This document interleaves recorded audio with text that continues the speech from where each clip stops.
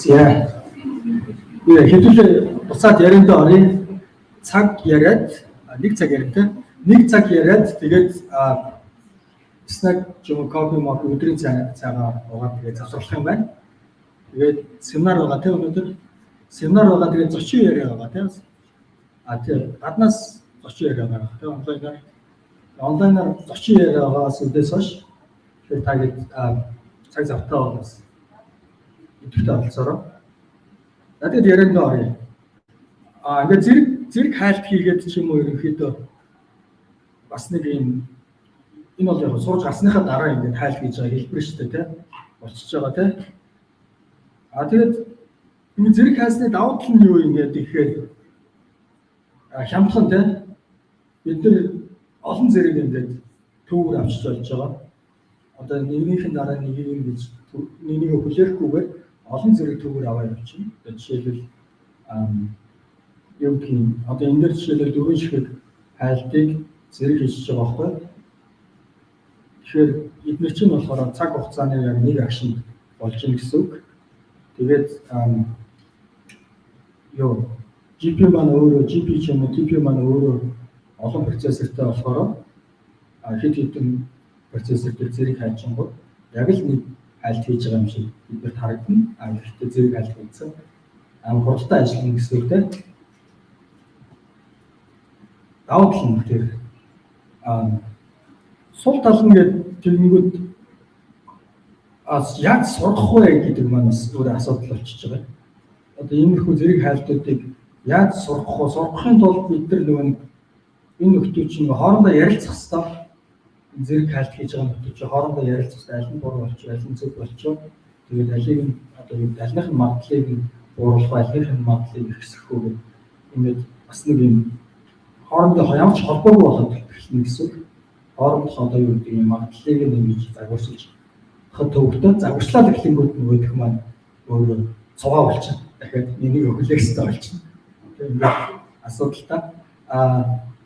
Тэгээд look ahead ч юм уу энэ яг зарим нэг байдлаар бид нар яг энийг өөрчилж болох л ах. Яг ингээд өөрчлөөд сайжруулад тодорхой төвшин зэрэг явж байгаа, тодорхой төвшин цугаа явдаг ч юм уу те. Ингээд ерөнхийдөө нөгөө цугаа хайлт зэрэг хайлтыг хамтарч хайж байгаа хайлтыг хослуулж ийн гэсэн үг шүү дээ.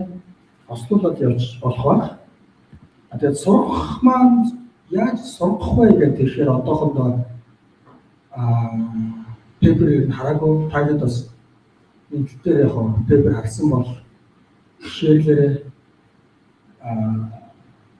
яг үгээр бодвол бас тэгэл янз янзын аргачлууд янз янзын зайлшгүй бол бид нар гаргаж чадах л байх л та тийм. За тэгээд хэдүүлээ юу яа. Үндсэн сэдв бас болж байгаа нэлийн төлхөө одоо бас ашиглагдж байгаа юм уу? Сүүлд бас нэлийн олон материалууд гараад ирсэн. Тэр цуваа хайлт яаж хийж байгаа тэр талаа хэдүүлээ ярилцъя. Тэгээд эргээд нөгөө LLM маань ямар шүү алхамтайгаар суралцаж очиж байгаа юм те. Тэгээд эргээд харангууд өнөөдөр 3 алхамтай байгаа шүү дээ. Өөрчлөлт сургаад тэгээд fine tuning хийн. Энэ нь болохоор яг optional байхгүй гэж бодсон байсан ч болно. Тэгээд RL хийж байгаа те. Тэгээд Өнөөдөр болохоор бид нар ерөнхийдөө арал дээр нэлээд төвлөрч ярина. Гэхдээ тэрнээс өмнөх одоо аргачлал юу байсан бэ гэх юм бол болохоор COT гэдэг байгаа. Chain of Thought гэдэг. Энэ болохоор SFT дээр суурилсан аргачлал байсан. Нэлээд сайн ажиллаж байсан. Ерөнхийдөө аргалын аргачлал нь бас нэг сайжруулсан гэж бас хэлж болно. Chain of Thought нь яаж исэн бэ гэхээр тухайн бодолт хийж байгаа тэр алхмуудаа бүгд ингэ бичиж өгöd. Тэгээд нэг бодлого бичигүүд нэг одоо математикийн бодлого бичингүүд тэр бодлогыг бодох алхмуудаа ингэ бүгдийг бичиж өгöd. Донтох үйлдэлээ тэр ингэ бүгдийг бичээд ингэж самбар дээр бичиж байгаа шиг бичиж явж байгаа. Хариултаа өгдөг. Тэгээд chain of thought гэдэг хэлж байгаа шүү. Монголын хоб энэ гэдэг тэр студент төстөө яг ингэ бодлуудад тэмдэглэл явуулсан гэсэн бодлууд юм. Тэгэд энийг болохоор бид нар ийм өгдлүүдийг бид нар цуглуулдаг байсан. Тэгэхээр хүмүүсээс асуугаад энэ бодлуудыг одоо энэ нэг бодлуудыг нь дэлгэрэнгүй сайн тайлбарлаад бичээд өгөөч гэж авч байгаа. Тэгээд тэр бодлуудаа бид нар болохоор fine tuning хийж байгаа шүү дээ. Fine tuning хийхдээ гаралтаа болгоод тэгээд магтлаа хацуулаад буцаага загвар ингэж суулгаадсан. Ямар ч арал өдр байхгүй. Миний нөгөө өмнө ярьсан аргачлалаа бас төстэй жиж болох юм дээр тиймэрхүү байдлаар ингэ зурсан суух аргачлал сургаадсан. Тэгвэл одоо яаж юм гэхээр ерөнхийдөө бодолтой хийн. Тэр бодолтой яаж хийж байгаагаа бид нэр арал ашиглаад сургая гэж. Тэгээд энэ арал ашиглаж сургахдаа бид мэдээж арал ярьж байгаа юм чинь reward буюу шагналаа ярьж шүү дээ. Шагналаа яаж тооцох вэ гэхээр шалгаж үздэг тэр verify хийж үздэг, шалгаж үздэг нэг тийм модулаар хийж үзээ аваад ашиглаж байдаг гэж. Тэгээд нэг өмнө ярьсан одоо ерөнхийдөө pseudocode юм гэдэг алхмуудыг харуул орол болгоноор гүгээд датасет байна, өгдөл байна. Тэр өгдөл чинь оролтуудаас тогтож байгаа тийм промптуудаас ч юм уу даалгавруудаас тогтож ийн гэсэн.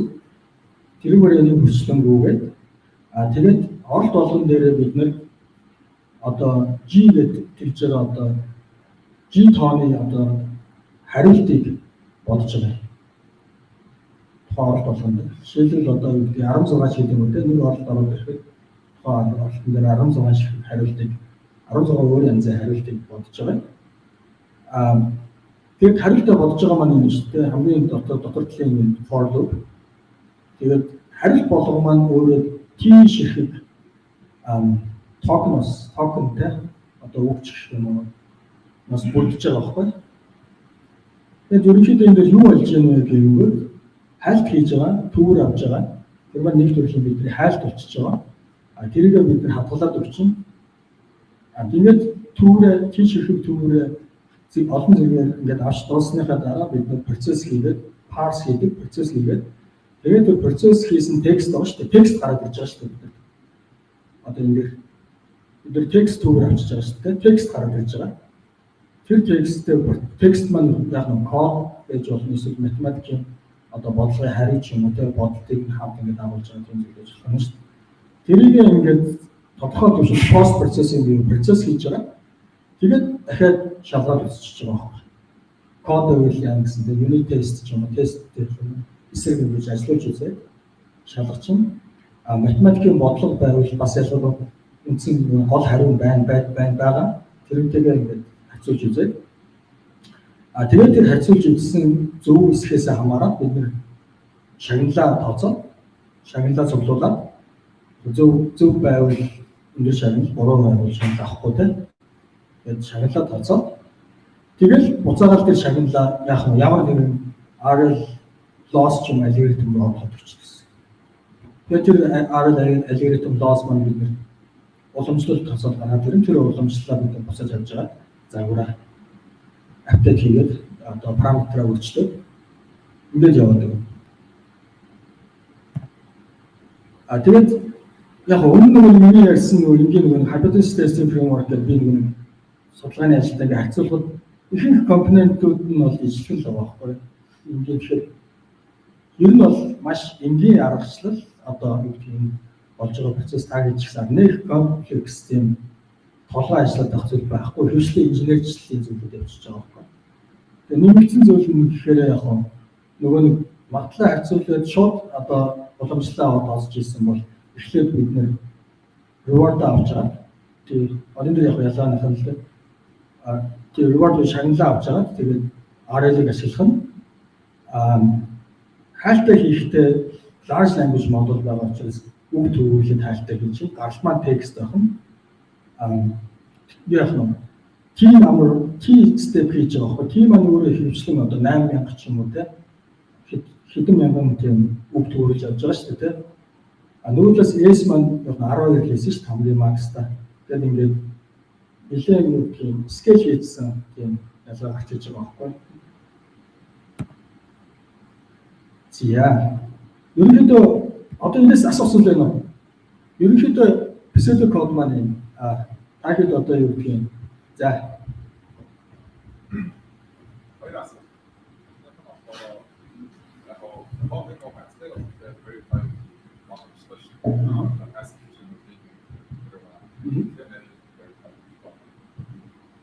Гэхдээ одоо математик код биш юм дээр яаж verify хийх вэ?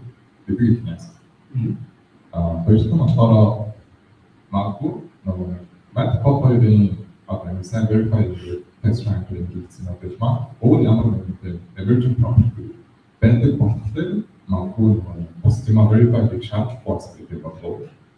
Тэр хоёроос. Эхний асуулт нь болохоор ерөнхийдөө verification хийн verify хийж чадна гэдэг нь одоо бидний өнөөдрийн аргачлалын том одоо assumption баггүй шаардлага баггүй нийтлэлээ. Тэдний шаардлага маань одоо юу гэдэг их тохиолдолд ч юм зарим тохиолдолд нийцэхгүй шүү дээ. Одоо жишээлбэл код одоо юу гэдэг кодч дээр амархан байна. Мат дээр яг заа ингээд дөхүүлээд тэ парс хийж байгаа, новчлж байгаа тексттэй харьцуулж чинь өөр даалгавар ороод ингээд чадахгүй болчихоо. Тэгвэл яах вэ гэдэг чинь. Хинээс ерөнхийдөө одоо юу гэдэг RLHF их ашиглана гэсэн үг л дээ. Ажилтгч ус ажилтгч байсан. Тэгээд ерөнхийдөө яаж болох вэ гэхээр verify хийдэг нэг decoder загварыг л суулгаж авах гэсэн. Тэгж ашиглаж байна.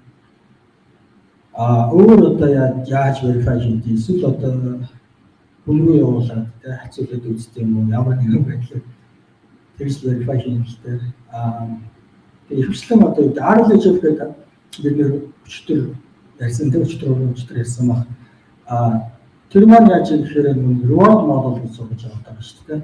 Reward model гэж сургаж аваад тэр reward model одоо шагнал өгдөг загвар маань өөрөө хариулт өдрөө хацуулж үзэж байгаа бид шагналаа бодож байгаа шүү дээ. Тэгэхээр ерөнхийдөө нэг тийм хацуул шууд verify хийж чадахгүй тийм fuzzy ч юм уу одоо нэг тийм semantic те утга зүйн хувьд ч юм уу хацуулт хийх шаардлагатай ч юм уу ийм хөө зүйлүүд ороод ирэнгүүт бид буцаагаад том хэлний загвар ашигладаг ч юм уу те өөр нэг загварыг ашиглаад verify хийх шаардлагатай болчихж байгаа. Тэгээд яг янз бүрийн байдлаар verify хийж болох л ах л та бас яг нэг ажиллаж байгаа тийм RL шилжүүлэх хэрэгтэй тийм байхгүй. Хоёр дахь асуулт нь болохоор магадгүй emergent prompt гэж юм байна. За тий. Гоё асуулт. Юу яаж байгаа? Тэг хэдүүлээ бас одоо ярина. Тодорхой хэмжээгээр transfer learning ачилж байгаа. Гэдэг нь болохоор одоо жишээлбэл одоо энэ magistral гэдэг одоо энэ report байгаа байхгүй юу? Paper байгаа байхгүй юу? Mistral AI гэдэг одоо стартапаас гаргасан. Нэлээд дэлгэрэнгүй гоё тийм report байгаа таад бас уншаад үзээрэй дараа нь. Энэ дээр болохоор нөхдөд бид хэд бас ярина л та яасан гэхээр зөвхөн кодинг дээр сургачаад буцаагаад мат руу ингээд ажиллуулад үзсэн чинь үр дүн сайн ажилласан. Эсвэл зөвхөн мат дээр сургачаад код руу одоо код оролт руу ажиллуулад үзсэн чинь үр дүн код дээр сайн ажилласан. Эсвэл кодоор сураад мөртлөө. Эсвэл код мат дээр сургачингуудаа зураг одоо зурган дээр ажиллах бодолт хийх тийм даалгавар дээр бүр ингээд шал өөртөө мулти модул Сүүгчтэй тэр чинь шал өөр текст дээр суулж байгаа бид нэгээ зураг руу ингээд ажиллуулад гэсэн чинь сайжирсан байгаа байхгүй. Тэгээд тодорхой төвшөнд яг ингээд transfer learning гэж нэрлэж байгаа юм сурсан skill одоо энэ чадвараа өөр нэг даалгавар ч юм уу өөр нэг одоо домен гэж байгаа байхгүй. Энд дээр ингээд ашиглах юм чадж байгаа, ашиглаж чадж байгаа тийм юм бол дата point байгаа. Гэтэ яг аль төвшөндөө яагаад юм гэдэг чинь өөрөө дахиад нэг юм нээлттэй асуулт байна. За өөр асуулт байна үүнээс.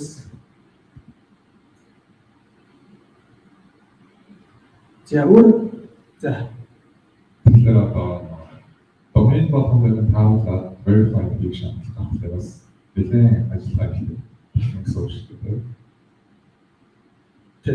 Тэгэхээр багчгүй эсрэгээрээ сайн дээр transfer learning дата percentage гэх хийгээд юу яа гэдэг аргачлалаас батлаа бүр юу гэдэг сайн open question hypothesis байхгүй гэсэн үг дээ. Тийм миний хувьд бол хариулт алга. Чи юу гэж бодож байна? Яг тийм байдаг сайн байдаг гэж байна. Арт ерөнхийдөө яг гэдэг generalization transfer learning гэдэг нэг бас нэг тийм уг нь бол яг ажилчид амар гой зүйлүүд яваад байгаа байхгүй. Гэхдээ энэ маань өөрөө бас юу биш үнэгүй биш. Ямар нэгэн зүйлийг бид нар ингэж өгчээж хийгээд байгаа юм. Ахаа өөр нэг зүйл байдаг л да. Meta learning гэдэг, learning to learn гэдэг. Тэр яадаг гэхээр яг сухыг суралцсан гэж байгаа. Сухыг суралцсан бол одоо зөвхөн энэ даалгаврыг сухыг биш, энэ даалгаврыг сурж байгаа тэр арга барилыг суралцсан гэдэг чинь. Арай нэг дэд түвшин суралцсан гэсэн. Тэгээд ирэнгүүт одоо энэ сайн transfer learning ч юм уу илүү хүчтэй болдог ч юм уу. Тиймэрхүү нэг hypothesis бол бас явж байгаа. Гэхдээ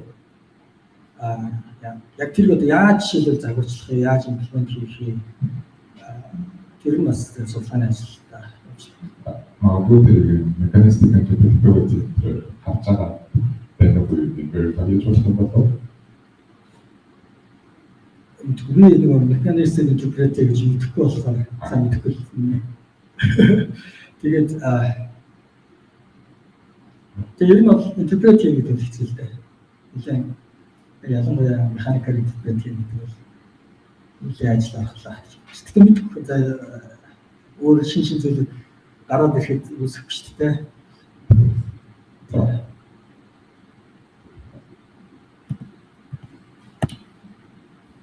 Зя.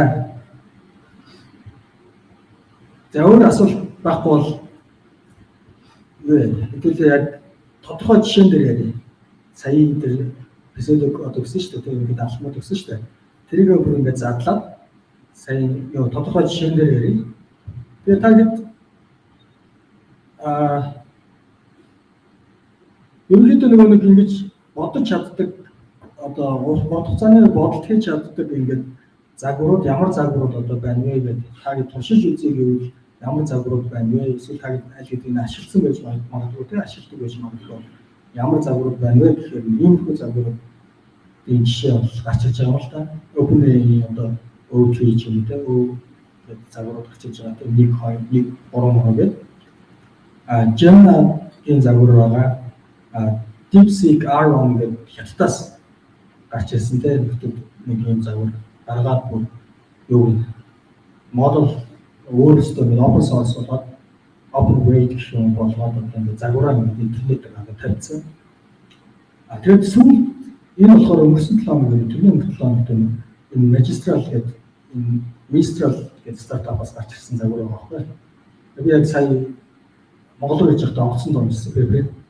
Нилээн давгүй, нилээн тодорхой бичсэн бас чадвартай залуус байна гэж дөрөвсөн. Тэгээд тагийн бас тэр репортыг бас ингэ уншаад үзвэл яг нэг хүндлэл өгсөн. Уншаад үзвэл юу яагаад уншаад цаавар уншаад үзээрэй.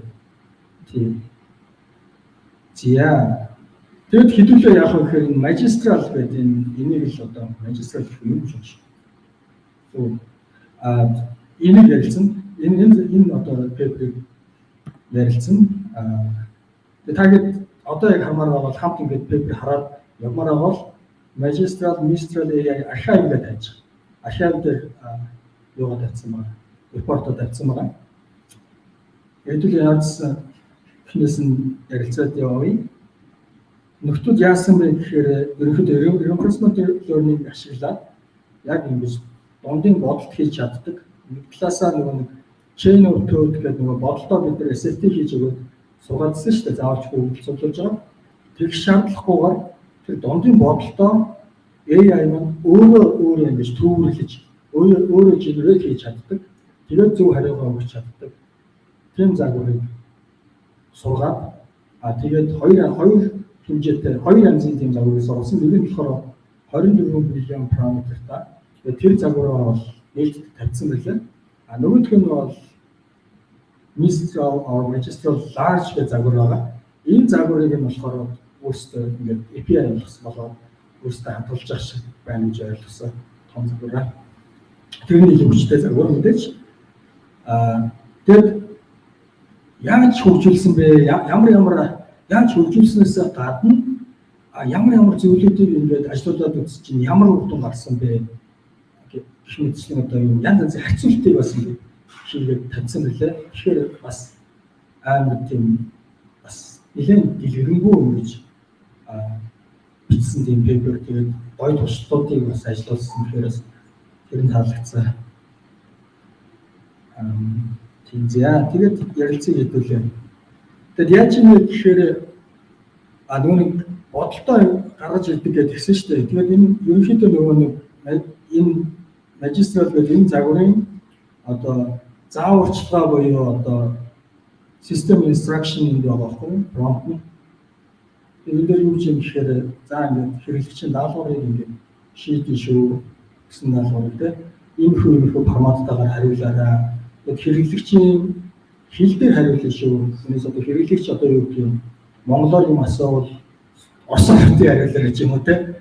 Хэрэглэгчийн хэл дээр хариулна шүү гэдэг ингээд зааварчилгаа өгөөд тэгээд хариултаа гаргаж ирэхдээ дараагийн одоо юу гэх юм template одоо форматыг ашиглаарай гэдэг. Тэгээд энэ tink гэдэг энэ XML tag-ыг оруулаад тавьж байгаа юм гэдэг. Tink энэ tag-ын дотор одоо энэ tag-ын дотор өөрийнхөө хариултыг одоо бодлтыг хийгээрэй тийм графта бодлтыг хийгээрэй. Тэгээд ер нь бодлоо хийхдээ зөв хариултаа гаргаж ирэх хүртэл ингээд бодлоо зөвхөн энэ tag-ын дотор ингээд хийж байгаа. Тэгээд тага хаагаад тийм гэдэг тага хаагаад юу хариултаа өгөөч гэдэг юм тийм ийм их зүйлүүд орж ирж байгаа байхгүй.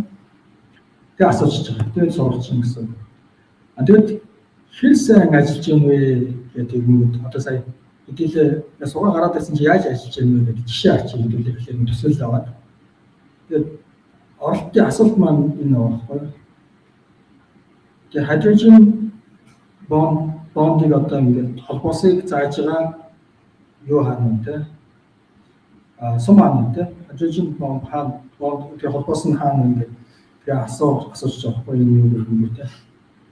Тэнгүүд загварын маань хариулт нь эхлээд яаж нэг XML tink гэдэг таага нээгээд энэ дотор ингээд бодолтой хийж байгаа. Тэ ийм зураг надад өгсөн байна те ингээд өөртөө ярьж байгаа байхгүй. Яг одоо юу гэдэг нь дотроо бодолтой хийж байгаа байхгүй. Тэгэхээр би юу гэдэг энэ hydrogen одоо холбоос гэж юу юм бэ тэрийг ихэд ойлгоо яваад нэгтэй нөгөөдхөө ингээд буцаагаад тэр weight-ээс өөрийнхөө нөгөө large language model шиг дотроо нүүлээжтэй мэдээлэлтэй байгаа шүү дээ. Тэндээс дуудаад ингээд өөртөө ярилцж байгаа. За тэгээ буцаагаад юу руугаа шалгаад имиж рүүгээ шалгаад ингэж хараад ингээд тооцоол хийж байгаа. Тэгээ хариултаа өгч байгаа чинь. Тэгээ хамгийн сүүлд нь tink гэдэг тага хаачиж байгаа. Энэ хэсэг нь болохоор нөгөө chain of thought гэдэг одоо бодолтой хийж байгаа тэр одоо нэгсэн ба энэ юуны хувьд энэ AI-ийн хувьд самбар гэх юм уу болоод ашиглаж байгаа гэсэн. Дээрээс нь нэг давуу тал нь яаж юм гэхээр бидний самбарыг нь хараад энэ нөхөд ийм нөхөө юм бодож байгаа байна да тий. Тэгээд нэг төсөөлөл авч байгаа. Гэтэ мэдээж үнэн байх албагүй гэхдээ бидэрт ялгаарчсан ойлгох хэцүүс хэмжээний ингээд текстээр гаралтуудаа бодлуудаа ингээд илэрхийлээд өчөж байгаа байхгүй. Нэг даваа тал нь бас тэр болчихж байгаа байхгүй. Тэгээд өөр нэг жишээ бас ялгаагүй ингээд юу бичиж байгаа. Одоо энэ юутай тийм биологийн холбоотой ч юм уу бас ингээд зураг өгөөд ингээд асуулт өгч юм уу бас муу ялгаагүй бодлоо ингээд гаргаж ирдэг байгаа байхгүй. Ерөнхийдөө шинжлэх ухааны одоо юмнуудыг бас хийж байгаа. Янз бүрийн суурь шинжлэх ухааны бодлуудыг хийгээд эхэлсэн гэсэн. Тэр яг нь баг пейперүүдийг уншин пейпер бичих ч юм уу те нэлээд тийм бичихийг болоод эхэлчихэж байгаа байхгүй. Тэгээд энэний гол одоо тулгуур нь баг нь юу вэ гэхээр одоо энэ дундаа ингэ бодолт хийж байгаа. Энэ маань өөрөө болохоор space time scaling-ийн нэг хэлбэр болоод байна. Цуваагаар ингэж юу бодолт хийж байгаа те цуваагаар хайлт хийж байгаа. Ийм хэлбэр болоод эхэлчихэж байгаа. За тэгээд нөхдүүд яасан гэхээр бид хэд орог ярьсан багтаа те RL нөхдүүдийн ашигласан одоо RL loss алдааны функцийг хэвдүүлээ харъя. Тэгээд group GRPO гэдэг одоо энэ юу байгаа шүү дээ. Одоо алдааны функц байгаа шүү дээ. Ерөнхийдөө энэ юуны PPO одоо proximal policy optimization гэдэг энэ одоо John Sheldon гаргасан энэ аргачлалын нэг хэлбэр яг өөрчлөсөн хэлбэр тэгээд хятадууд гаргаж ирсэн DeepSeek гэх одоо нөхдөд судлаач гаргаж ирсэн юм алдааны функц байгаа. Тэрнийг болохоор нөхдөд яг өөрчлөсөн дахиад өөрчлөлт илүү сайжруулсан. Тэгээд бид хэд энийг бол ерөнхийдөө ярьсантай өчтөр ерөнхийдөө бол санаа нь бол ерөнхийдөө policy байна. Policy маань өөрөө болохоор large language model тийм бидний мэдэх large language model. Тэгвэл оролдоо орж ирэнгүүтээ тэр policy-гоос response буюу одоо гаралтаа түүж авчаад тэгээд ерөнхийдөө хоёр янзын тэр магадлалыг харьцуулж байгаа байхгүй. Нэг нь болохоор бидний арай хуучин одоо policy буюу одоо арай хуучин одоо загвар. Нөгөөх нь болохоор яг бидний одоогийн ажиллаж байгаа энэ загвар. Энэ хоёрын магадлалыг харьцуулж үзээд тэгээд харьцуулж үзээд тэр харьцуултаа юунд ашиглаж байгаа. Нөгөө шагналаа ашиглахдаа ашиглаж байгаа байхгүй. Гол зорилго нь тэгээд ингээд модулоос суучин гэсэн. Тэгээд гол санаа цаана юу явж байгаа гэхээр нөгөө RL чинь өөрөө одоо юу гэх юм бэ? SFT ч юм уу fine tuning-тэй харьцуулахад ажиллагаа жоохон төвөгдөө сурж морж явж байгаа гинт ингээд лоос мос нүсээ явждаг ч юм уу. Нөгөө сурсан зургийг бүр матдаг ч юм уу те. Ингээд ийм жоохон их замраагүй суралцдаг. Тэрнээс сэргийлж байгаа. Яаж сэргийлж байна гэхээр өөрийнхөө нэг копиг кэшлээд авчих гэсэн. Өөрийнхөө нэг одоогийн төлөвөө ингээд хадгалж авчаа. Тэгэд ирээдүйн одоогийн төлөв хоёроо харьцуулж үзэж байгаа. Харьцуулж үзээд тэгэл ерөөсөө өөрийнхөө энэ өнгөрсөн төлөв байгаа өөрийнхөө өнгөрсөн төлөвийг хадгалсан байна гэсэн. За өөрийнхөө өнгөрсөн төлөвийг хадгалаад өөрийнхөө одоогийн төлөвийг өөрчлөхдөө өөрийнхөө өнгөрсөн төлөвтэй харьцуулж байгаа өөрчлөх гэсэн.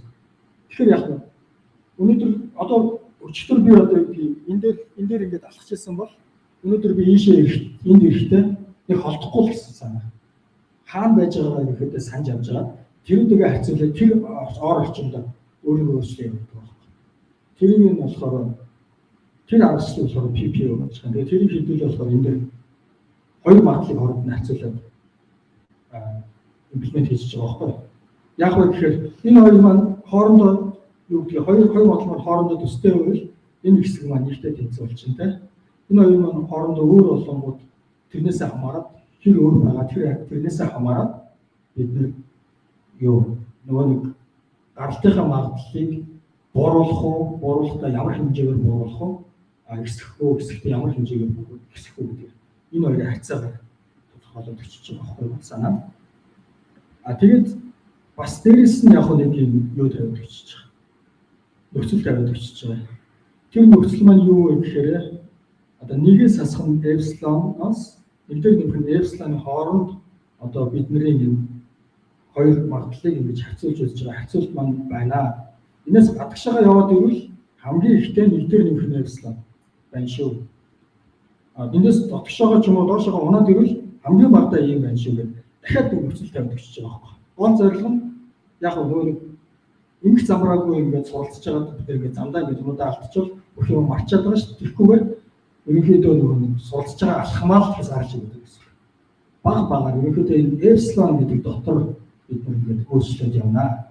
Тэ зур юм хаа магадлалаа гэж заавал очиж байгаа. Тэгээд дахиад яг нэмэлт энэ нь болохоор одоо энэ магистрал нөхцөл болохоор энийг аваа ийдсэн. Энэ нь болохоор яадаг гэхээр дахиад одоо global constraint гэх юм уу да энэ ихний хэсэг маань ерөнхийдөө яг өөрийнхөө өнгөрсөн алхамтайгаа харьцуулаад ингээд баг алхмаар ингээд зөөгөөд яваад байна гэсэн. Тэгэхдээ баг алхасаар хаач хүч болно шүү дээ. Гэхдээ бүр хол яваад болохгүй шүү гэдгийг болохоор тэгвэл бас ингээд ерөнхийдөө сургалт маань ингээд утгагүй болчихж байгаа маань чадахгүй сурч чадахгүй байгаа маань гэдгийг болохоор энэ KL гэдэг шүү дээ. Термер одоо KL-ийн нөхцлөөр ингээд хангаад очиж байгаа. Яг уу гэхээр бидний нэг анх эхэлсэн одоо юу байгаа? Анх эхэлсэн одоо байрлал байгаа. Тэр байрлалаа гоо бид нар байнга харна шүү. Тэр байрлалаасаа нэг холдохгүй тэр байрлал дотроо ингээд явна шүү. Тэгээд тэр доторх одоо хэр хол радиуст ч юм уу явах юм тэр хол явах гэдэг нь бета гэдэг хайперпараметрыг зохицуулаад очиж байгаа. Тэгээд ерөнхийдөө ийм радиус дотор бид нар ингээд суралцаад явна. Гэтэ жижиг алхаад явъя. Алхмаар. Тэгээд энэ дотроос гарахгүй шүү гэсэн ийм алдааны функц. Ерөнхийдөө тэгшдэг байх юм шүү санаа.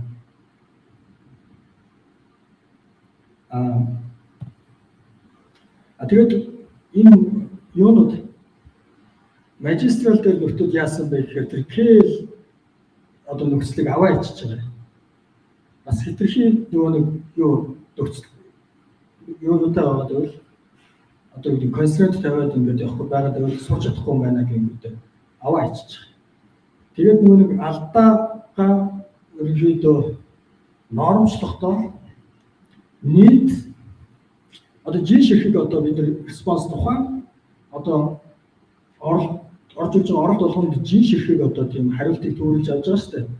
Тэр G ширхэг хариултанд доторх нийт одоо токенд нийт өгний хэмжээгээр бид хуваагаад өчөж байгаа. Ерөнхийдөө нөхдөд яаж юм гэхээр ямар нэгэн байдлаар хариултын маань урт юу бидний нэг одоогийн ингээд суралцж байгаа тэр арга барилд сурж байгаа тэр зүйл нөлөөлөхгүй байна шүү гэд үзээд нөлөөлөхгүй байлгахын тулд тэр хариултыг нь болохоор нормчлаад хасаад өчөж байгаа байхгүй. Хариултын уртын нормчлаад хасаад өчнө гэсэн. Тэгэхээр урт одоо юу гэдгийг 8000 тэ 16000 хэмжээтэй тэгээд хариулт гаргаж ирсэн ч эсвэл 1000 хэмжээтэй хариулт гаргаж ирсэн ч одоо бидний бодож байгаа энэ алдаа маань ерөнхийдөө нэг юм дотор байна гэсэн. Скейл одоо нэг домен дотор байна гэсэн үг тийм. Тэгэхээр бидний нэг суралцж байгаа загвараа өөрчилж байгаа тэр уламжлал маань юусэн ижлэх юм байна гэсэн үг байхгүй. За тэгээд энэ юу advantage normalization гэдэг энэ болохоор reward байгаа шүү дээ. Reward-аа болохоор хөрвүүлж авахдаа тухайн одоо юу гэдэг респонсоо бид нар одоо гаралтай төвөрлөлтөд магадлал тооцоод байгаа шүү дээ. Тэгээд тухайн магадлал тооцож байгаа магадлал болгон дээр бид нар загвараас авахдаа reward аваач нааж юм шүү дээ. Нааж юм тийм. Тэгээд тухайн магадлалаа дээшээ явуулах уу доошоо явуулах уу гэж шийдэж байгаа шүү дээ. Тэр reward-аа бид нар бодохтой болохоор юу дотор мэдчихэж байгаа тийм. Юу яаж тухайн одоо токен одоо action авч байгаа шүү дээ. Action одоо тэр токен болгон дээр яг ижлэх магадлал оноогод өчөж байгаа. Тэр маань ерөнхийдөө яах нь одоо бүх reward-аас нь ерөнхийдөө дунджийг нь хасцсан тийм reward авах юм шүү дээ. Тэгээд group гэдэг маань ерөнхийдөө G хэлж байгаа. G ширхэг response гаргаж ирсэн. Тэднээс дунджийг нь олоод тэгээд G тус GI гэдэг тэр тус болгоноос нь дунджийг хасаад бичиж байна. Тэгээд цаашлуулаад дахиад энийг процесс хийж байгаа. Яаж юм гэхээр бааж явж байгаа шүү дээ. Одоо жин ширхэг юу явж байгаа? Тэгээд энэ дөрөсөн дээр жин ширхэг одоо респонсыг тухайн оролт болгон дээр генерate хийж байгаа. Гэтэл дахиад зөндөө олон оролтууд байгаа шүү дээ. Тэр оролтынхаа статистикийг дахиад бид нэр авчираад юун дээр ревардын дээр нааж байгаа юм нормчлаад өчөж байгаа байхгүй.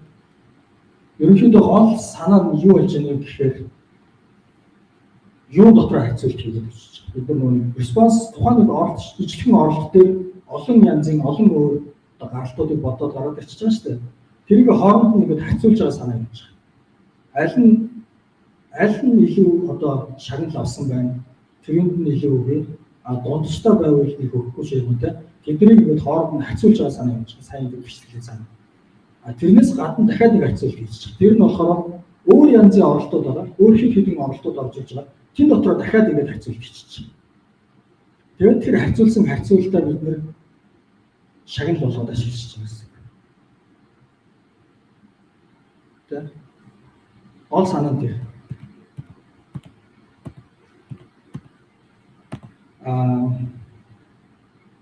За тэр upper bound энэ гэдэг байгаа тэр нэг epsilon чинь өөрөө нэг тийм интервал тодорхойлоод байгаа шүү дээ, тэ. Сайн нэг ярьсан. Энд нэгээс асах нь epsilon, өдөр нөхрийн epsilon-ы хооронд байна гэдэг нэг тийм интервал тодорхойлоод байгаа шүү дээ. Тэр интервалынхаа энэ эцсийн төгсгөлийг нэлээд урт сунгаад өгсөн гэж байна.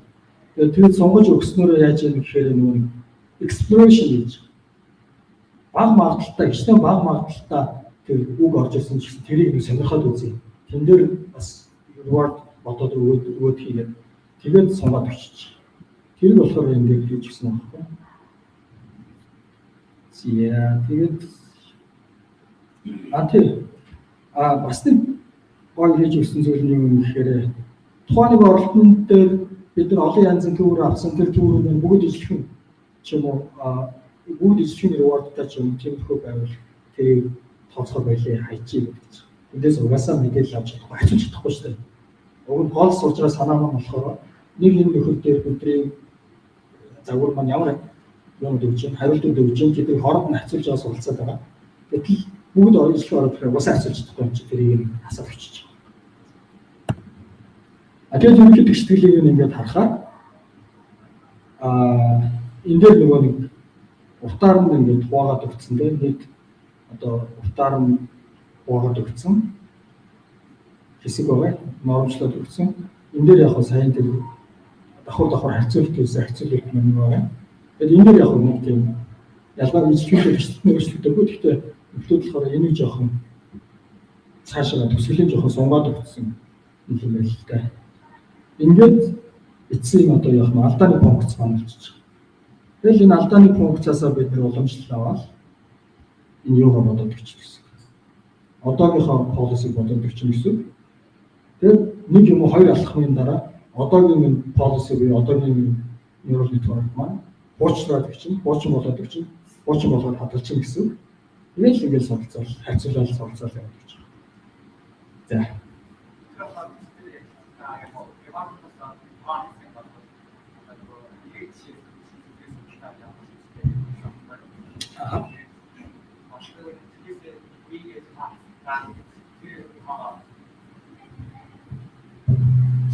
Тэгээд ревардуудаас тоогоо олохдоо одоо үйл болгоны шинжилгээгээр тэгээд тусдаа гагвар хийгээд гэрэл одоо хэлээд ажиллаад явна гэсэн аахгүй юу? Тэгээд энэ дээр болохоор одоо зүгээр одоо нэг байгаа мэдж байгаа яваад байгаа төвийн дунд чиглэл хасаад одоо гэсэн simplify хийсэн юм байна тийм. Яг тийм. Тэр одоо юу гэдэг давхар нэг үнэлгээ өгч байгаа аахгүй юу? Яг нь хамгийн их оригинал алгоритм нь болохоор алдаад босч байгаа гэсэн нь болохоор тэгээд тэр давхар үнэлгээ өгөхийн тулд дахиад нэг тийм үнэлгээ өгдөг одоо critic гэж нэрлэж байгаа. Тэр үнэлгээ өгдөг давхар загварыг суугаад ингээд давхар явж байгаа аахгүй юу? Тэр мань өөрөө мэдээж байгаа юм тийм. Давхарын загвар маань сайн ажиллах уу, хэрэг ажиллах уу тэрнээс хамааралтай бүгд нөхдөд болохоор ингэ аваа ичиж байгаа. Тэр одоо энэ DeepSeek-ийн нөхдөдийн хийсэн тэр одоо хялбаршуулалт тэр байхгүй. Тэр давхар үнэлгээ өгж байгаа тэр загварыг авч аяал. Тэгэнгүүтээ ерөөсөө тухайн тэр агшинд байгаа тэр дотор хацуултыг хийж байгаа суугаа явчихж. Тэнгүүд амар хурдтай энгийн болоод хэлчихэж байгаа. Тэгэхээр нөхдүүд болохоор магистралийн нөхдүүд энэ дахиад давхар цаашаа бүрхэл бошоо сайжруулсан чинь. Өрсөнд өөрсдөө загвар одоо юу гэдэг тохиолсон чинь тийм хөрслөд хийсэн. Яа. Өөр юу асуулт байна. Энэ өнөөс өөр төшгөл байхгүй. Тагийн дугаас читэр эдрийг зөндөө ярьсан болохоор би болохоор ихэд цаад санаагийн тал ярьчих гэдэг ч байгаа байхгүй. Тэгэхээр ингээд тэ төвөр авлаа өгдөлтөг дэврээ бүлээ төвөр авлаа авсан төврээ хоёр загвараар хоёр мартал оруулж үнэлээ харьцууллаа тэ тэгээд төвөр авсан чинь тэр мэдээж reward тоос шагналаа тоосчихж байгаа тэрийгэ буцаагаад яг нь уламжлалаа авах ашиглаж болчихж байгаа.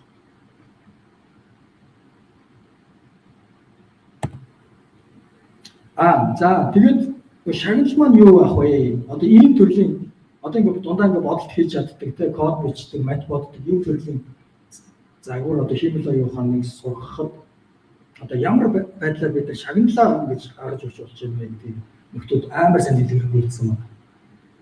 Тэгэхээр энэ дээр болохоор дөрвөн янзын шагналыг ингэж бодсон байгаа байхгүй юу? Форматинг гэж байна. Одоо зөв форматаар одоо математикийн жишээлбэл бодлогыг бодож байгаа бол одоо LaTeX-ийг ашиглаж байгаа байхгүй юу?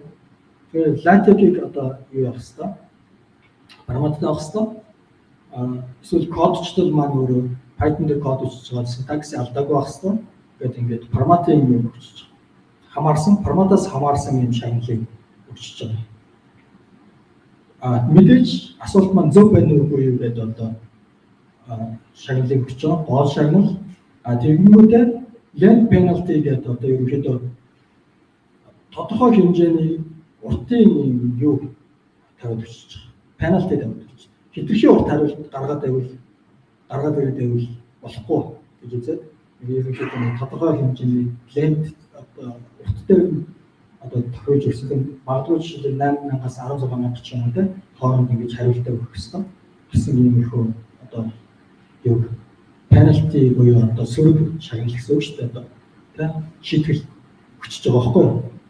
Тэгээд language consistency гэдэг нь болохоор монголоор асуусан бол монголоор хариулах хэрэгтэй. Оросоор биш гэдэг юм уу те англиар биш гэдэг юм хятадч биш гэдэг юм уу те ингээд тэр одоо юу шагналыг дахиад оруулаад өгч байгаа. Тэгээд нийт ерөнхийдөө энэ загварыг сургаж авч байгаа тэр шагнал маань эдгээрийн нийлбэрээр тодорхойлогдсон юм байна. Тэгээд дотор нь ингээд задлаад харахаар формат дээр юу шалгаж байна вэ? Яаж энэ шагналаа яаж тодорхойлж байна гэхээр хамгийн түрүүнд болохоор нэг XML tag байсан шүү дээ. Тэгээд тэр тагууд маань байх хэрэгтэй гэдэг байна уу юу гэдэг шалгаад тэгээд байвал одоо юу гэдэг нэг ч гэдэг байх болох юм ч гэдэг юм те ингээд өчөж байгаа. Тэгээд мат дээр болохоор юу гэдэг тэр энэ боксууд гэдэг одоо энэ юуны LaTeX одоо tag байна уу юу гэж шалгаж байгаа. Тэгээд кодчлал дээр болохоор ялгаагүй бас нэг тийм ингээд нэг кодчлалын тэгээд markdown блокууд байгаа хэсэг ингээд шалгаж байгаа. Markdown-аар хариугаа өгнө гэж буцаагаад шүтэл хэсгэж чинь амар гоё харуулдаг байгаа шүү дээ. Тэрийг ингээд шалгаж байгаа. Зия. Тэгээд тэгээд зөвсгөө яаж шалгаж юм гэхээр энэ жоохон heuristic математик ялангуяа жоохон heuristic байдлаар болж байна. Эхний хэлж нь яг ба гэхээр нөгөө текст орж байгаас учраас зөв харин янз бүрээр бичих боломжтой. Тэнгүүд нөхдүүд яв ингээд жоохон heuristic дүрм бичиж байгаа. Баахан if case if else гэсэн багтаа эсвэл switch case ч юм уу те бичсэн багтаа. Тэгээд parse хийгээд нормчлоод ерөнхийдөө математик тэгшгэлийг юуны LaTeX-ийн хувьд ингээд нормчлоод тийм library байдаг юм байна л да. Simpy гэдэг ийм сан ашигласан гэдэг жишээ. Ингээд нормчлоод тэгээд хооронд нь харьцуулж үзээд арга өгч чинь. Тэгээд зөв байвал тэгвэл тийм үү 0.1-ийг болохоор юундаа өгчөөд форматтай өгчөөд 0.9-ийг болохоор одоо тухайн хариулт маань зөв байвал өгч чинь. Тэгээд форматын хоёр маань хэлээд 1 гэсэн рeward одоо шагналыг авах юм оног авах юм шүү дээ. Кодчлол дээр болохоор яасан гэхээр compile дээр код тэр ингэж одоо кодын асуултыг одоо юу гэдэг нь те. За одоо binary search хийдэг одоо юу гэдэг Python код бичээд гэл даалгавар маань ордог шүү дээ. Тэгэхэд оролт маань тэгэнгүүт загвар маань код бичнэ шүү дээ. Python дээр бичээд гэл тийм код бичээл гараад ирнэ шүү дээ. Тэгвэл тэр кодоо parse хийгээд яг кодын хэсгийг ялгаж авч жагаад sandbox дээр очиод ажиллуулж байгаа байна. Тэгээд ажиллуулангууд мэдээж нэг compile хийгдэн ингээд янз янзын болно те. Ажиллуулгахдаа болохоор нөгөө юунууд байгаа. Одоо тест өгчтэй шүү дээ. Шалгаж үздэг. Хариулт нь зөв байна уу, босчилж бодох нь зөв байна уу буюу аргументтэй тэгээд босчилж бодохдоо тэр тест байгаа шүү дээ. Тэр тесттэй өгөөд ажиллуулж байгаа гэсэн. Тэгээд compile хийж чадахгүй бол юу гэх юм бас нэг үгүй асуудал гэж үзээд compile хийж байвал бас өөр гэж үзээд ингээд яг нь reward-а тохиолоо явуулж байгаа шүү дээ. Тэгээд sandbox-ийнхаа санах байдлыг бас бодож үзсэн юм байна л да. Өдөр чинь инженерчлэлийн тийм их зүйлүүд орж иж байгаа байхгүй. Юу болохоор уртыг нь болохоор урт дээр нэг юм функц ашигласан байна. Уртынх нь одоо penalty буюу одоо нэг шийдвэрлэг өгөхдөө ямар шийтгэл байхгүй ихний ээлжинд ямар тохиолдолд вэ гэхээр уртын хэмжээ маань ерөнхийдөө бидний хамгийн макс уртаас ядаж одоо L cache гэдэг тодорхой түвшнээр богино байвал ямар ч юу байхгүй хангалттай богинохон байна гэж үзээд ямар ч шийтгэл өгөхгүй болчих. Ерөнхийдөө L max гэдэг бид нар яг нэг за 1D одоо интервал дээр харлаа нэг ингээд тийм интервал дээр харлаа гэхэд L max маань яг 32 max гэдэг юм ингээд байна чинь. Тэгмээ L cache гэдэг юм 8000 гэж жишээлбэл өгчөнгөд 32,000-аас асах 8,000 бичин 24,000. Тэгээд яг нэгээс 24,000 хооронд бидний урт маань байвал ямар ч шийтгэл байхгүй 0 болчихно тийм. Тэгээд 0.1-ийг харьцах гэдэг ингээд бас нэг хацаагаар үржих гэдэг бас нэг хацаагаар өчөж байгаа. Тэр маань өөрөөр яаж юм гэхээр 24,000-аас хэтрээд 24,000-аас 32,000 хооронд ороод ирэнгүүт нь хэр хэмжээгээр 24-өөс дээш хэтэрсэн гэдгээр үржүүлж өгөөд панелтайгаар очиж байгаа байхгүй.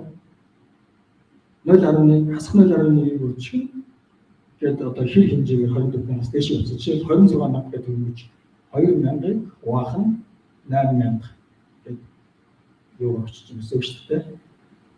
Шийтгэл өгч байгаа гэсэн үг шүү дээ. Reward-а тооцож байгаа гэсэн үг шүү дээ.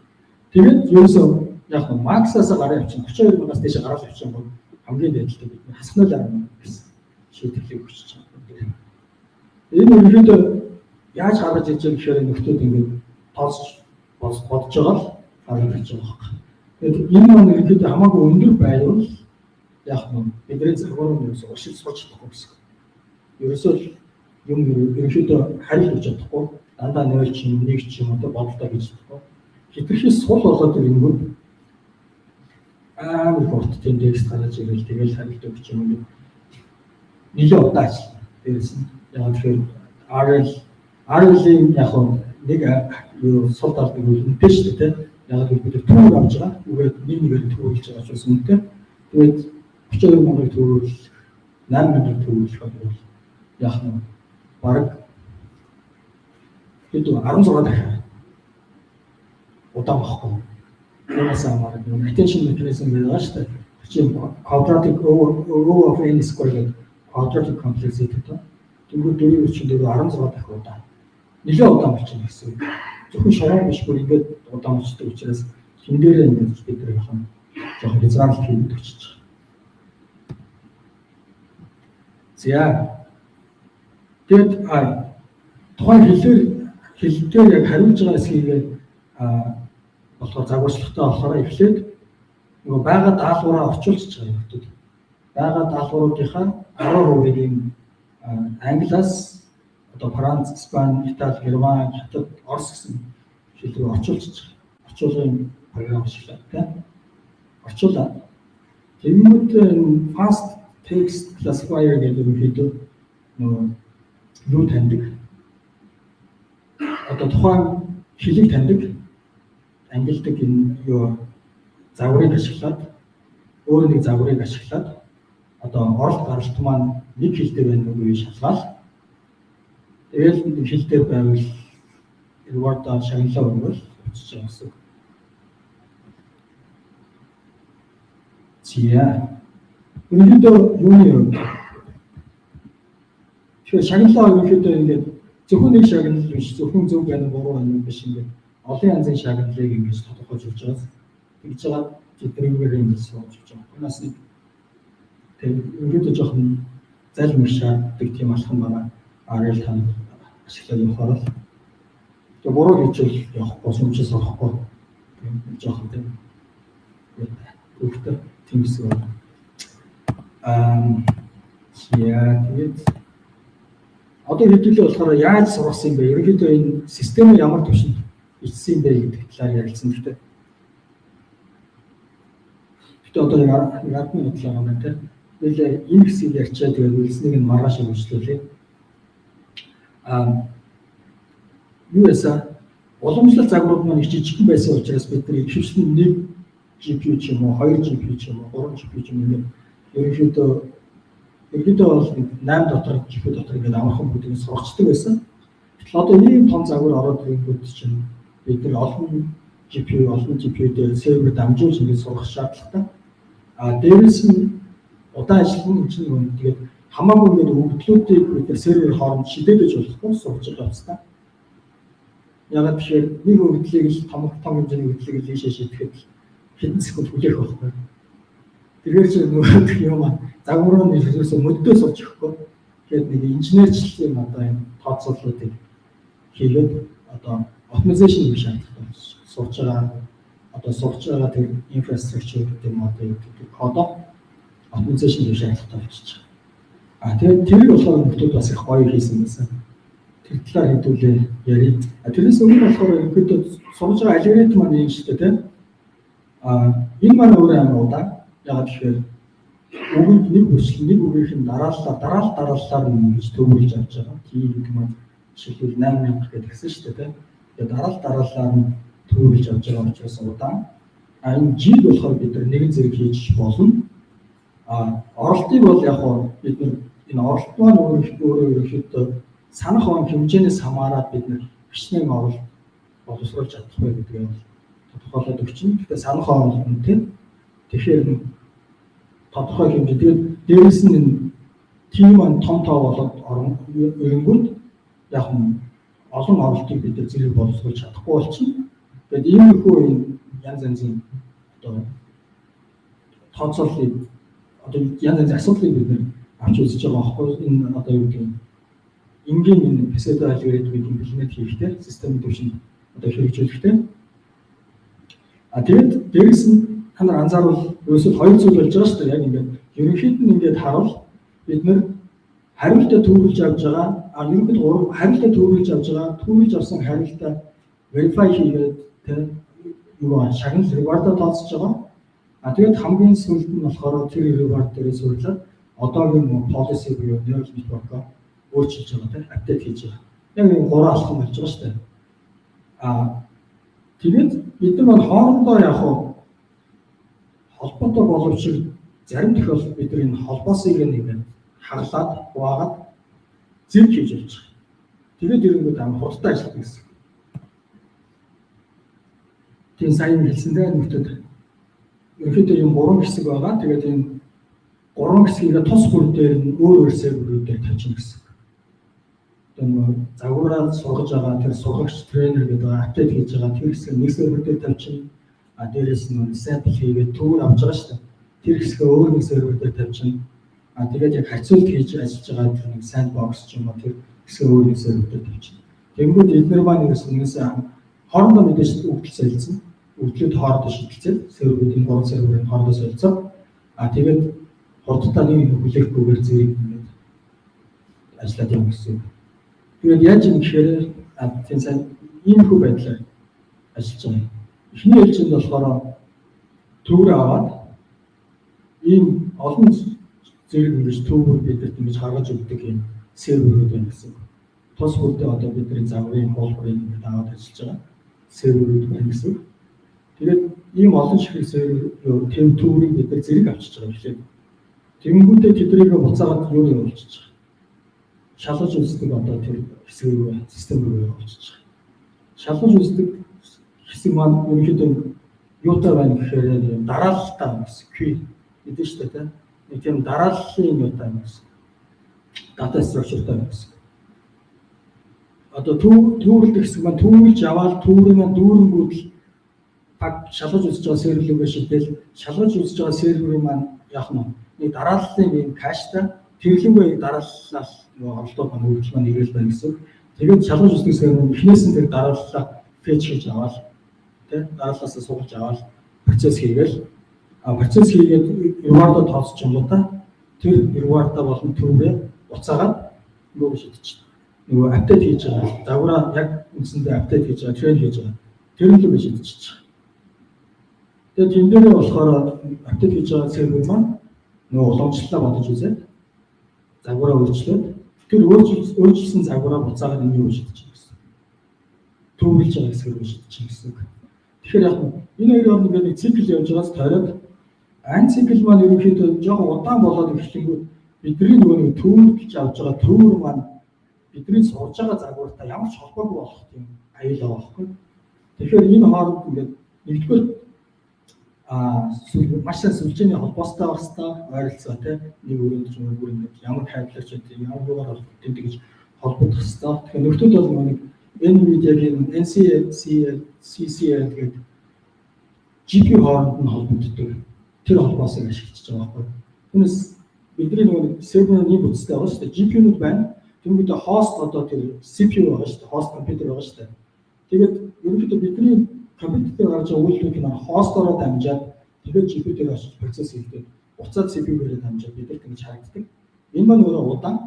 NVIDIA-с яаж юм гэхээр нөхдөд энэ GPU энэ дээр энэ машин дээр компьютер дээр байгаа GPU энд байгаа GPU-тэй шууд холбогддог холбоос гараад ирсэн. Тэгэхээр нөгөө нэг энд байгаа CPU-гээр дамжихгүйгээр шууд GPU хоорондоо холбогдно гэсэн. Тийм холбоосыг ашиглаж байгаа юм дээр. Тэгээд өгдлөө хооронд нь шидэлцээд явж чинь гэсэн. Холбоосын хувьд яг хардвер төвшинч шүү дээ. Тэгээд өөрчлөлт гэх мэтчлэн ингээд оптимизашнуудыг хийгээд сурчиж байгаа байхгүй. За хэдүүл яг энэ хүртэл яваад зогсон эдиколаас хэсэг юмуд ярилцах болохоор одоо эндээс асуултууд байна. Эндээс ч юм уу ерөнхийдөө сая өнөөдрийн одоо лекцнээс дахиад асуултууд байна. Ер нь бол яг нэг системийн инженерчлэгийн төвшний юмнууд нэлээд хэрэгжиж байгаа байхгүй юу. Түүнээс яг ингээд аргачлалыг ингээд харуулны хүндийн байхгүй байхгүй. Ойр зүрийн тэ юмуд явдаг. Тэгээд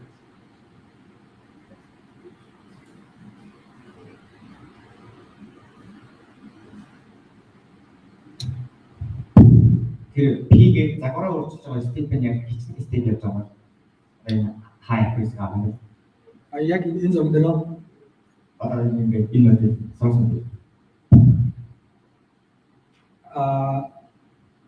Хичнээн алхмаар ингээд зогсон болоо гэж байна. Тэгээд загвараа P-гээ загвараа өөрчилж байгаа шүү дээ. Тэг. Эцэг сарай.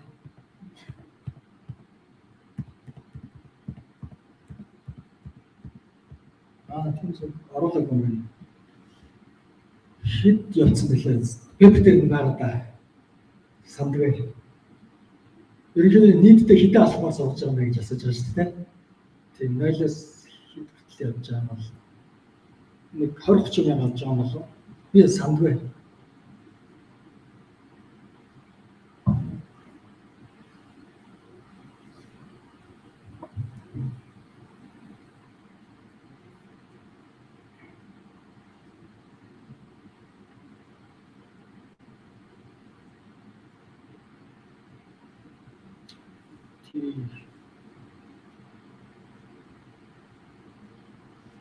Тэгээд одоо нэгээс эхлээд буцаад нэг дээр ирж байгаа тэр цикл байгаа шүү дээ. Тэр цикл маань ихтгэхээ удаан болчихгоо ерөнхийдөө бүр ингээд удаан болоод ирэнгүүт бидний энэ сургаж байгаа аргачлал маань өчтөр та нар үзсэн нь DPO гэдэг Direct Preference Optimization гэдэг. Энэ болохоор off policy аргачлал баггүй. Ерөнхийдөө бидний нөгөө төвөрлж авч байгаа тэр юу маань төвөр маань дээрээс нь одоо тэр preference авч байгаа шүү дээ. Тэр үйлдэл маань бидний одоо сургаж байгаа тэр policy-гоос хамааралгүй болоод эхэлдэг. Шал өөр болоод эхэлдэг. Тэгээд эхлэнгүүд бид нар жоохон худлаа үйлдэлээр тэгээд нөгөө нэг policy-гоос хамаарал эхэлж байгаа. Тэр болохоор off policy гэдэг. Тэгээд энэ маань ерөнхийдөө ингээд удаан болгоцсон ерөнхийдөө бид нар буцаад нөгөө DPO алгоритм гэдэг рүү очих гэсэн. On policy буюу одоо on policy гэдэг тэр нь болохоор яг сурж байгаа энэ шагнал төвөр маань бидний policy дотроос гарч ирж байгаа юм. Яг тэгэхээр бид нөгөө policy-го үнэлж байгаа шүү дээ.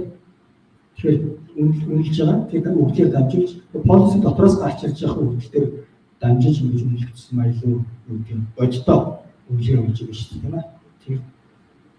Тийм байна.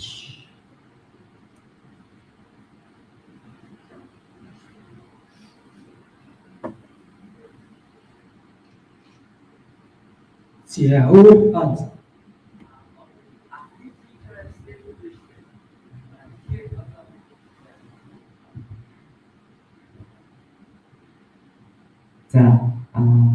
generator одоо нэг 100 sample ч юм уу гаргалаа.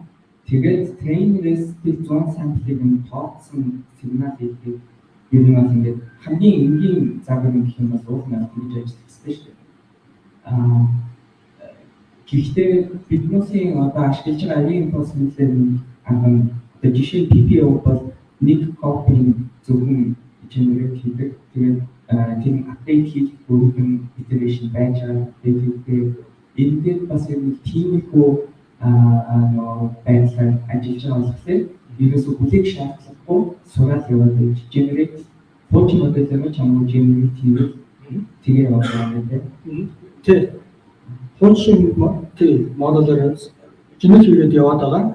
Гэхдээ хэдүүлээ хуучин гэж болохгүй гэдэг чинь хэлсэн шүү дээ. Тэгэхээр хуучин болчингууд бидний төвөр маань өөрөө бидний загвараас гарч ирээгүй төвөр болж байна. Төвөр маань өөрөө policy маань экшнүүдийг тодорхойлж байгаа шүү дээ. Тэгэхээр шал өөр юм дээр бид нэр суралцаад явчих гэсэн үг байхгүй. Тэгэхээр хэдүүлээ хуучин байж болохгүй. Гэхдээ яг нь тодорхой төвшөнд бол хуучин байж болж байна. Тэрийг одоо нэг яаж идэнэ тогтоож байгаа юм бол гацаач мацаа хэлдэг. Тэр нь болохоор юугаар тодорхойлж байгаа. Энэ хичнээн ширхэг генератор байх юм. Тэгээд энэ генератор маань одоо batch size гэдэг одоо энэ batching гэдэг нь 3 дугаар алхам энэ дээр энэ 3 дугаар алхам дээр бид нар ингээд энэ batch-га энэ дарааллаас хамааруулнаас одоо нэг verify дээр үсэж байгаа нэг дараалал үсэж байгаа шүү дээ. Тэр цуваа маань өөрөө ингээд урт байх тусам маань бид нэр яг энэ дээр сигналыг хүлээж авч чадахгүй ингээд бодлоо гарч шүү дээ. Дээрээс нь энэ 3 дугаар алхам энэ нэг юугаас урж авах та policy-гоо ингээд parameter weighting ингэж апдейт хийж өөрчлөхдөө хэд хэдэн оролтыг ашиглаж өөрчилж байгаа тийм batch гэж шүү дээ. Batch size-аас хамаарч байгаа. Хэтэрхий том batchтай болоод ирэмүүд дахиад юм аа бидний нэг generator буюу төвөр гэж байгаа хэсэг маань сервер маань хуучилж байгаа байхгүй. Бидний бол яг ингээд тооцоолж байгаа баланс гэж хэлж байгаа. Айгуу амархан л та.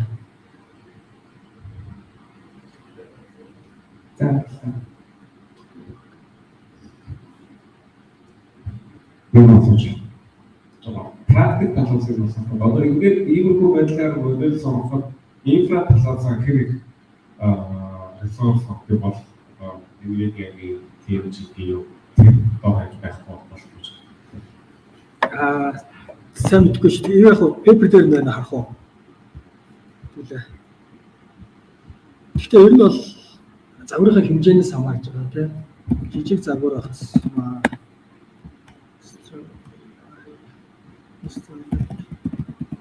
Нөхдүүд хэдэн сервер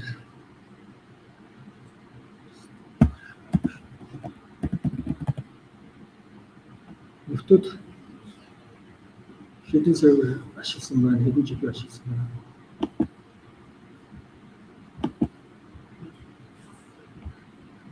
эндээс жишээлбэл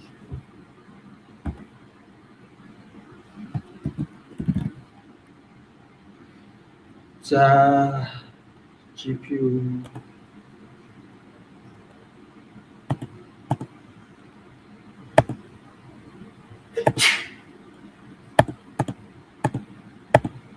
баггүй. Тэр талаар бас сайн бичээгүй юм. Тэгэхээр энэ нэг нэг төгөөж гэдэг энэ стартапууд нэг $1,000 гэдэг клауд гэж болдог юм болоо ер нь нэлээд өргөн байгаа гэж санагдсан юм байдаг. Юу ч тийм нөгөө загварлын хэмжээс хамаараа шууд тооцож байна. Яг тэгэхээр одоо жишээлбэл 24 биллион параметртай загварыг бид нар санахад хэр хэмжээний санахад багтаах вэ гэдгийг ачижтай 24 биллионыг үржих нэг параметр маань ерөнхийдөө 16 байтай 16 битээр тест плотинг төрслөж байгаа шүү дээ. Тэгээд өгчүүлэг тэр чинь болохоор ерөнхийдөө зүгээр загвараа санах одоо ингэж оруулж ирэх. Одоо анхны шатны инженерээс игээд оруулж ирэх тэр шаардлага байхгүй. Тэгээд дээрээс нь бид нар утаас тэгээд дээрээс нь бид нэг төвөр аваад эхлэхээр нөгөө трансформер нөгөө дотроо key value cache гэдэг байгаа шүү дээ. Тэр маань нөгөө ингэ урт болгосон тэр cache нь ингэ уртсаад ингэ нөгөө амар тийм урт болоод явна үнэтэй болно. Тэрийг ингэ оруулж ирээд тооцохоор болчихно даа. Тэгээд ерөнхийдөө нэг 24 биллионыг 40 гигабайт ч юм те 40 гигабайт харьцаа санах оруулж ирэх юм те. Тэгэхээр 80 гигабайт ядаж авах хэрэгтэй. Юу тооцоололууд бол байгалах интернет дээр. Тэгж байгаа л ерөнхийдөө бодож байна.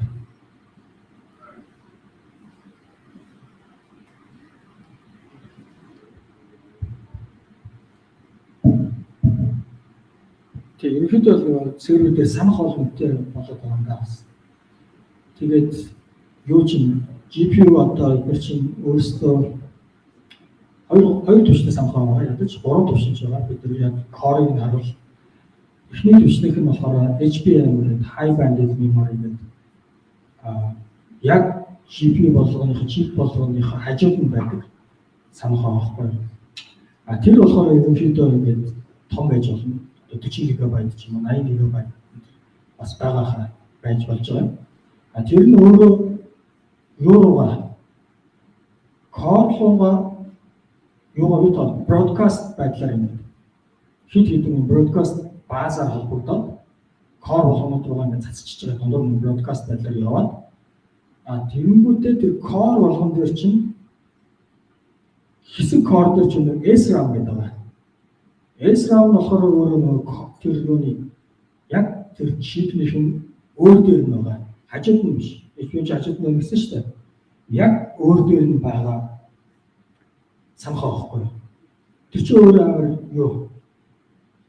Амар хурдан high bandwidthтай. Одоо тэр тухайн нөгөө тооцоолол хийж байгаа тэр юун дээр core дээр маш хурдтай core-той холбогдно. Тэгсэн мөртлөө хэдхэн мегабайт. 20 мегабайт ч юм уу хэдхэн мегабайт байгаа үнэтэй. Тэгээд ерөнхийдөө яаж ажилладаг гэхээр өвгөл орж ирлээ тэр юугаар дамжин SRAM-аар дамжин SRAM чинь өөрөө буцаагаад шууд core руу оруулж ирээд энэ тооцоолол хийгээд SRAM тэр core дээр яг регистр байдаг байна. Ингээд сайн ажиллаж регистр байдлыг тооцоолж тооцоо тэгээд сайн ажиллаждаг мөртлөө SRAM-аас HBM high bandwidth memory зөвлөлт нь өөр амар том биш. Удаа. Тэр энэ хоорондох тэр дата бүгдийн урсгалыг яаж minimize хийх вэ гэдэг нь өөр яг зарим баг судлал энэ төвшөнд ингээд судалгаа хийгээд явж байгаа янз янзын урсгалууд ашиглан одоо жишээлбэл SRAM руу орж ирсэн өгдлөөрөө нэг үйлдэл хийгээд буцаагаад юуруугаа HBM руу бичихээ оронд олон зэрэг үйлдэл хийж болж байгаа. Activation тоосдог ч юм уу, normalization хийдэг ч юм уу, олон зэрэг үйлдэл хийж байгаа. Буцаад зурчих. Тэгэхээр яг 3-4 үйлдэл юу цаагаар ингээд хийчихвэл SRAM дээр авчиж байгаа хийчихвэл баг 3-4 дахин хурдтай гэсэн үг болчих жоохгүй. Дахин наасааш явахгүй гэсэн үг шүү дээ. Тэрийг болохоор kernel fusion гэдэг байна. Та гээд одоо Google дээр харуул kernel fusion гэдэг нөхдөд ингэж яриад байгаа. Тэр нь яаж юм гэхээр SRAM дээр ингэж оруулж хийж байгаа. Олон зэрэг үйлдэлүүдийг fuse хийгээд ингэж буддаа олчихж байгаа. Тэр яг доод түвшин ингэж систем түвшин код 진짜 사실 대신 되게 많잖아요. 엑스펜디스 어떻게 되는지도 사실 대신에 비교시 네. 빙글증으로 약사님 주세요. 또 거기 тийм.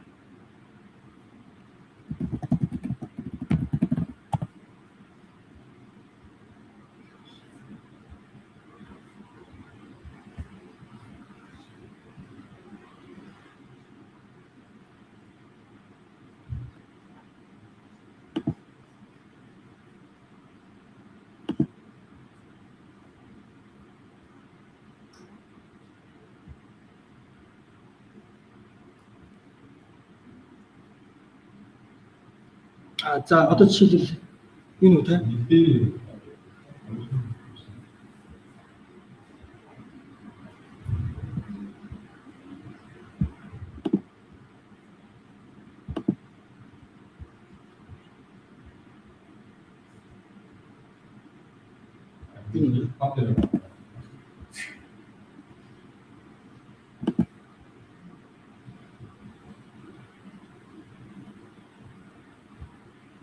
Энэ шүү дээ.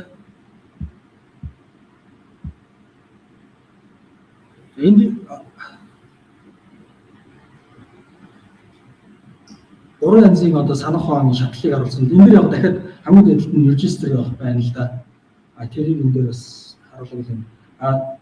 Яаж юм гэхээр одоо энэ дээр болохоор нэг CPU одоо хостны санах ухаан байгаа юм л да энэ дээр те. Хостны санах ухаан нь хостны санах ухаан нь өөрөө одоо хэмжээ нь 1 терабайтаас дээш юм уу хэмжээтэй. Гэсэн мөртлөө бандвит нь болохоор 12.8 гигабайт per second томтой дамжуулна. Тэгвэл энэ HBM high bandwidth memory гэдэг юм байна. 1.5 терабайт. Энэ гэсэн мөртлөө 40 гигабайт санах ухаантай гэдэг. Тэгээд SRAM буюу одоо нэг яг хажуудлын кэш байгаа шүү дээ.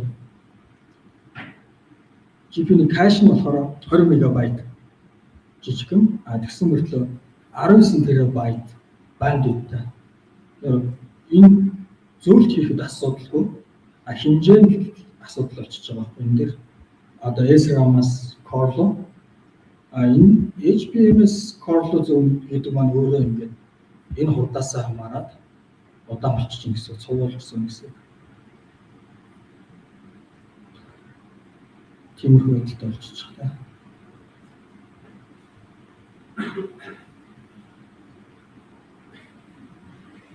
Нэг жишээ байгаа гэж болно шүү дээ.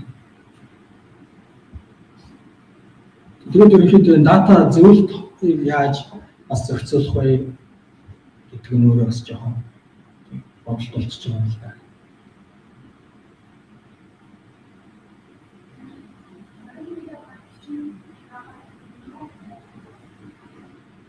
Аль дээр одоо энэ болохоор юу нэг зөв дата зөөж байгаа тэр хурдыг нь хэлж байгаа. Секунд тутамд одоо 1.5 терабайт тийг зөөнгээд өгдөл зөөнгээд энэ болохоор 40 гигабайт гэдэг нь болохоор багтаамжийн юм шүү дээ.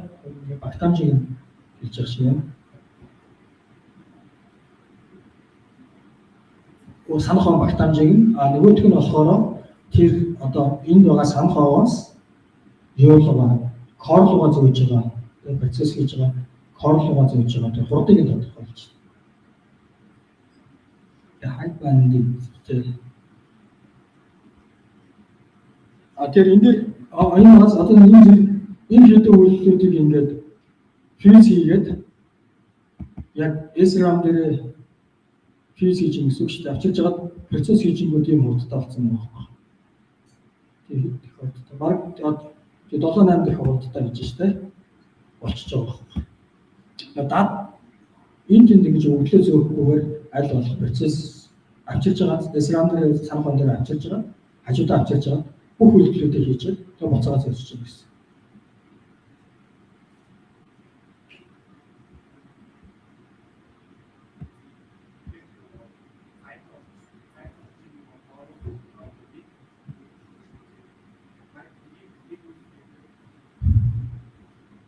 Python-ийн яаж ажиллаж байгаадаа болоод байгаа. Python-ийн форм дотор одоо eager mode дээр нэг үйлдэл хийхдээ тэрийг цаана нэг C гэмээр болгоод цаашаа дамжуулж байгаа хгүй. Тэгэнгүүт одоо тэр GPT-2-ын attention гэдэг хэсгээр болохоор math-mode, mask гэдэг softmax drop math-mode гэж бүгдээрээ бидний нэг statement-ийг бичиж байгаа шүү дээ. Тэр болгоны бүгдийг нь гэмээр болгоо. Айгуул энэс жоохон гэмээр болгоо. Тэгэнгүүт одоо flash attention-ы хүмүүс яасан бэ гэхээр энэ ингэж Python-ч хийх болоод бүгдийг нь зүгээр нэг C kernel code болгоод явуулсан байхгүй. Өөрөөр хэлбэл тэрийг ингээд буцаагаад унших юм бол бид нэр C code-ыг уншиж яг энэ үйл байгаа юм. Тэгээд Python-ийн 2 version 2-оос хойш болгоод энийг Python-ч өөрсдөө дотор оруулсан. Тэгээд тэрийг болохоор scale data attention гэдэг нэг юм used kernel functional одоо method гэдэг гаргаад ирсэн. Тэрийг болохоор resume-ийн контент юм байж байгаа. Everything scale data attention гэдэг тодорхой тэр яг used kernel олон код авахгүй. Эсвэл бид задлаад нэг хиймээр байх гэдэг доо дахиад. Гэвч цаана яг Python-ч яаж kernel C kernel үүсгэж байгаа гэдэг.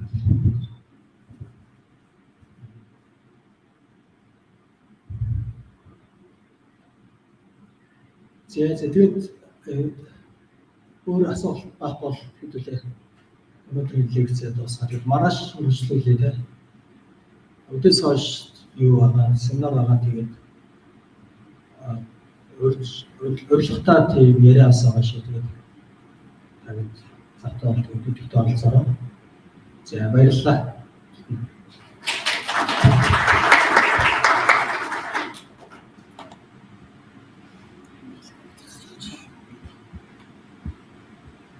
Тэр юм шиг санаагаа нэг хүчээр хийх гэдэг байна.